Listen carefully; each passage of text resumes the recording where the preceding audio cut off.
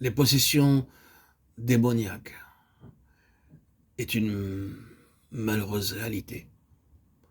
Dans la chute, les puissances du mal étaient entrées en alliance avec l'âme de l'homme, par sa complicité avec Satan.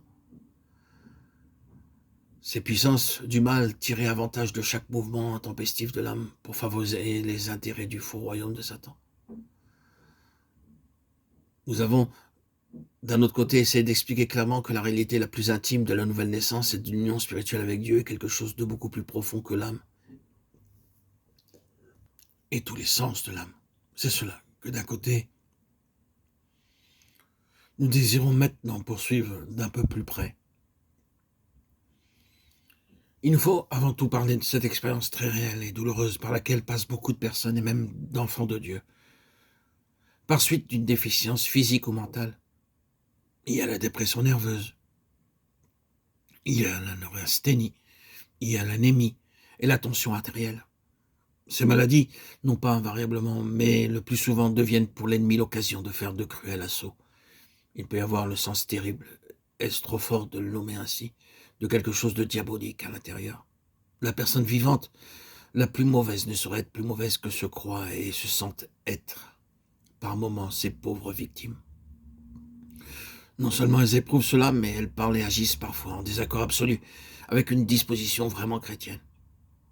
Il y a donc, dans l'une de ces maladies, du moins un facteur particulier, c'est celui d'une seconde personnalité, le sens d'une autre présence dans la proximité immédiate. Ah, il n'est pas nécessaire de nous arrêter là-dessus. Il y en a beaucoup, hélas, qui connaissent tout cela, et si l'un de ceux qui écouteront ces paroles n'a pas fait une expérience de ce genre et n'en a pas souffert, qu'il en remercie Dieu et ne juge pas ceux qui la traversent. Ensuite, que dirons-nous de ce fait qu'il n'est pas agréable de mentionner, mais qu'il faut reconnaître, cette tendance à se détruire soi-même qui, hélas, n'a pas toujours été vaincue. Nous ne pouvons pas dire en vérité que ce soit des états qui soient en dehors des expériences de vrais enfants de Dieu. Nous avons connu des plus pieux et des plus saints qui en ont souffert. Eh bien, en premier lieu, l'âme. Et la réalité pure, c'est que ces possibilités, ces capacités, ces tendances sont liées à l'âme.